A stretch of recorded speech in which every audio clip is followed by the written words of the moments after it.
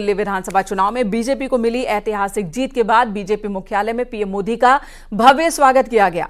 इस मौके पर पीएम मोदी ने पार्टी कार्यकर्ताओं का आभार जताया। पीएम मोदी ने केजरीवाल पर हमला बोलते हुए कहा कि आडंबर, अराजकता, अहंकार और दिल्ली पर छाई आपदा की हार हुई है। पीएम मोदी ने अपने भाषण में अयोध्या के मिल्कीपुर विधानसभा उपचुनाव में बीजेपी की जीत का जिक्र किया। पीएम ने कहा कि मिल्कीपुर में शानदार जीत मिली है, हर वर्ग के लोगों ने बीजेपी को चुना है। पीएम मोदी ने कहा कि आज देश तुष्टीकरण नहीं बल्कि संतुष्टीकरण के साथ है।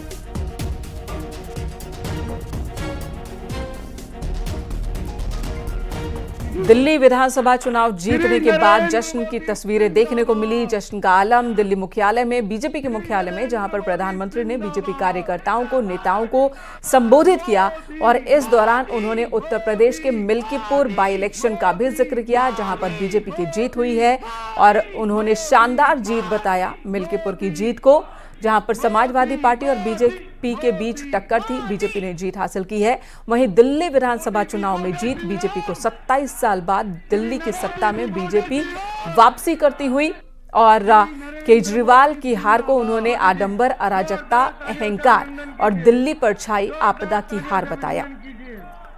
मोदी मोदी मोदी मोदी मोदी। आज अयोध्या के मिल्कीपुर में भी भाजपा को शानदार जीत मिली है।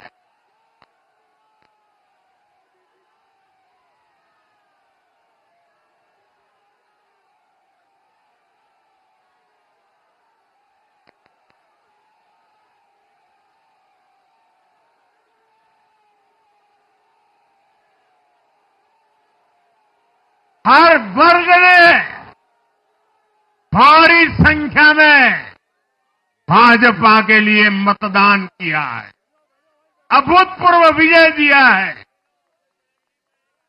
साथियों, आज देश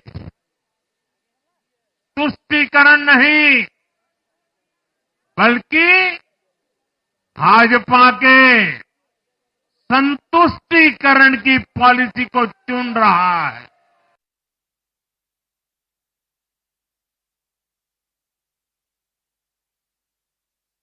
बगल में यूपी है।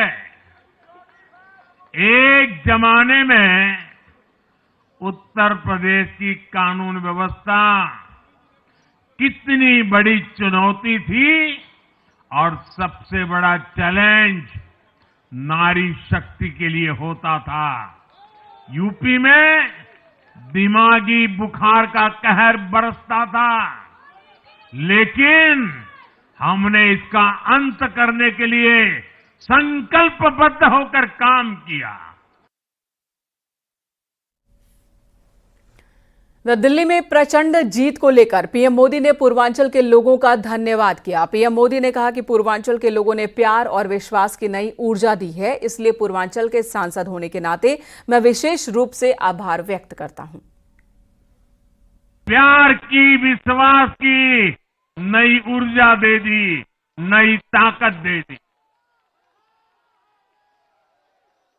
इसलिए मैं पूर्वांचल के लोगों का, पूर्वांचल के एक सांसद के नाते विशेष रूप से आभार व्यक्त करता हूं।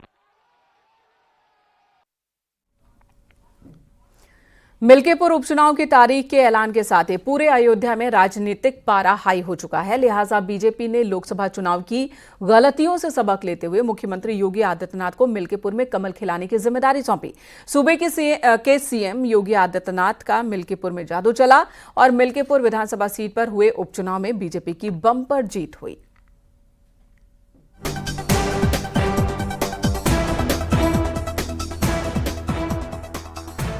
मिल्कीपुर में खिला कमल, पंचर हुई साइकिल। नाक की लड़ाई में बीजेपी की बम्पर जीत। मिल्कीपुर में चल गया योगी का जादू। अयोध्या जिले की मिल्कीपुर विधानसभा सीट पर हुए उपचुनाव में बीजेपी की बम्पर जीत हुई है और सूबे की सीएम योगी आदित्यनाथ का एक बार फिर जादू चल गया। लिहाजा बीजेपी ने लोकसभा चुनाव की गलतियों से सबक लेते हुए मुख्यमंत्री योगी आदित्यनाथ को मिल्कीपुर में कमल खिलाने को जिम्मेदारी सौंपी और मिल्कीपुर में योगी का जादू चला। मिल्कीपुर आरक्षित विधानसभा सीट पर बीजेपी प्रत्याशी चंद्रभान पासवान की बड़ी जीत हुई है। मिल्कीपुर उपचुनाव बीजेपी और मुख्य विपक्षी दल समाजवादी पार्टी के लिए नाक की लड़ाई बन चुका था। मिल्कीपुर सीट से वैसे तो 10 उम्मीदवार मैदान में हैं, लेकिन मुख्य मुकाबला बीजेपी के उम्मीदवार चंद्रभानु पासवान और समाजवादी पार्टी के प्रत्याशी अजीत प्रसाद के बीच ही देखने को मिला। सपा विधायक अवधेश प्रसाद के अयोध्या से सांसद बनने के बाद मिल्कीपुर सीट पर उपचुनाव हुआ। मुख्यमंत्री योगी आदित्यनाथ और सपा मुखिया अखिलेश यादव ने इस सीट के लिए इतना जोरदार चुनाव प्रचार किया कि दिल्ली तक सुर्खियां बनती रहीं। सूबे के सीएम योगी आदित्यनाथ की खास रणनीति का ही नतीजा है कि मिल्कीपुर के खोए हुए किले को योगी आदित्यनाथ जीतने में कामयाब हुए और मिल्कीपुर में कमल खिल गया। बता दें कि मिल्कीपुर विधानसभा उपचुनाव में कुल 65.35% मतदान था, जो साल 2022 में यूपी विधानसभा के चुनाव के वोट प्रतिशत से लगभग 5% ज्यादा रहा। बता दें कि सूबे के सीएम योगी ने मिल्कीपुर उपचुनाव जीतने के लिए खास रणनीति पर काम किया। उपचुनाव की तैयारियों के तहत बीजेपी ने मिल्कीपुर में प्रदेश सरकार के 7 मंत्रियों की तैनाती की। योगी आदित्यनाथ ने दिसंबर महीने के 15 दिनों में 3 बार अयोध्या और मिल्कीपुर के दौरे किए। मिल्कीपुर में उपचुनाव की तैयारियों की समीक्षा बैठकें की। मिल्कीपुर उपचुनाव बीजेपी के लिए नाक की लड़ाई थी, इसलिए ही योगी ने इसे इतना गंभीरता से लिया। इसे इस बात से समझा जा सकता है कि नवंबर में 9 सीटों पर हुए उपचुनाव में हर सीट पर 3-3 मंत्रियों को उतारा था। वहीं मिल्कीपुर के लिए बीजेपी ने 7 मंत्रियों को उतारा। मिल्कीपुर में जनसभा को संबोधित करते हुए लगातार सूबे के सीएम सपा अध्यक्ष अखिलेश यादव पर निशाना साधते रहे। आपकी आस्था के साथ खिलवाड़ है परिवारवाद की राजनीति और जातिवाद की राजनीति। ये जातिवाद की राजनीति वे लोग कर रहे हैं, ये परिवारवाद की राजनीति वे लोग कर रहे हैं जिन्होंने केवल और केवल अपने परिवार की चिंता की, जनता जनार्दन की चिंता नहीं की। किसी दलित, किसी वंचित, किसी पिछड़ी जाति के व्यक्ति का, किसी का भी इन्होंने कभी उत्थान नहीं किया। बता दें कि योगी आदित्यनाथ ने मिल्कीपुर उपचुनाव को राष्ट्रवाद और परिवारवाद के बीच की लड़ाई बताई थी। सपा प्रत्याशी अजीत प्रसाद को भूमाफिया तक कहा था। मिल्कीपुर उपचुनाव की तारीख के ऐलान के साथ ही पूरे अयोध्या में राजनीतिक पारा हाई हो गया था। मिल्कीपुर उपचुनाव को मुख्यमंत्री योगी आदित्यनाथ ने अपनी प्रतिष्ठा से जोड़ लिया था। पिछले 3 चुनावों में बीजेपी मिल्कीपुर में चुनाव हार चुकी थी। इस बार हर हाल में जीत हासिल करने के लिए योगी ने जीत की रणनीति बनाने में कोई कोर कसर नहीं छोड़ी। Bureau report, news 18।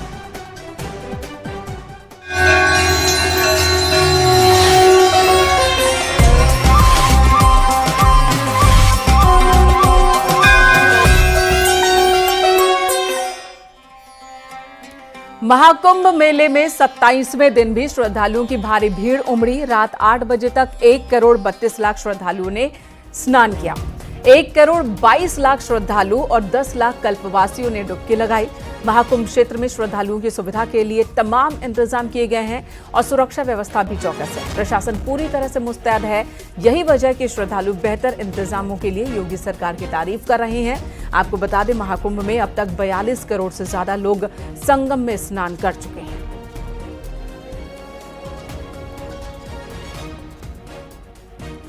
तो अब तक 42 करोड़ लोगों ने संगम में स्नान किया है और अभी ये 27वां दिन है। कुल 45 दिनों का ये आयोजन होता है और कल की अगर बात करें तो कल सिर्फ एक दिन में 1 करोड़ से ज्यादा लोगों ने स्नान किया। क्राउड मैनेजमेंट को लेकर प्रशासन की तारीफ करते तमाम श्रद्धालु नजर आ रहे हैं। सर्वेश दुबे हमारे सहयोगी महाकुंभ क्षेत्र से हमारे साथ मौजूद हैं। सर्वेश जी, 27 दिन और 42 करोड़ से ज्यादा लोगों ने स्नान किया। कहा 45 करोड़ कहा जा रहा था 45 दिनों में, लेकिन अब लगता है कि यह आंकड़ा इससे कहीं ज्यादा होगा। देखिए, निश्चित तौर पर महाकुंभ में आस्था का जो ज्वार दिख रहा है, जो जल सैलाब दिख रहा है, वो आप देख सकते हैं हमारे पीछे। तमाम श्रद्धालु यहाँ पर आ रहे हैं और आज 28वां दिन है और अब तक 42 करोड़ से ज्यादा श्रद्धालु संगम में आस्था की डुबकी लगा चुके हैं। अगर 27वें दिन की बात करें तो 1 करोड़ 32 लाख लोगों ने आस्था की डुबकी लगाई थी। ये तमाम वो श्रद्धालु हैं जो लगातार बढ़ रहे हैं। खासतौर पर जो वीकेंड के दिन है, सैटरडे और संडे को ज्यादा भीड़ होती है और आप देखिए कि ब्रह्म मुहूर्त से ही बड़ी संख्या में श्रद्धालु आस्था की डुबकी लगाकर आ रहे हैं। और आप देखिए ये जो श्रद्धालु हैं, ये सभी ने आस्था की डुबकी लगाई है और वहां से निकलकर ये लोग यहाँ पहुंचे हैं। कुछ लोगों से बात भी करेंगे, जानेंगे कि किस तरह का उत्साह है। मैम, सबसे पहले आप बताइए किस तरह का उत्साह है आप लोगों में? स्नान हो गया? Yes sir. कहाँ से आई हैं? हम देहरादून से आए। देहरादून से आई हैं। कैसी लगी व्यवस्था यहाँ? अच्छी है। क्या कामना कर रही है मैम? बस ये कामना करें कि हम जिस मकसद से आए थे कि हमारे परिवार खुश रहे और 144 साल बाद ये कुंभ लगा है, तो हम बड़ी आस्था से उत्तराखंड देवभूमि से आए हैं और हमने गंगा में स्नान करके अपने घर की सुख शांति। आपके सीएम भी आज आ रहे हैं यहाँ पर, धामी जी भी डुबकी लगाएंगे।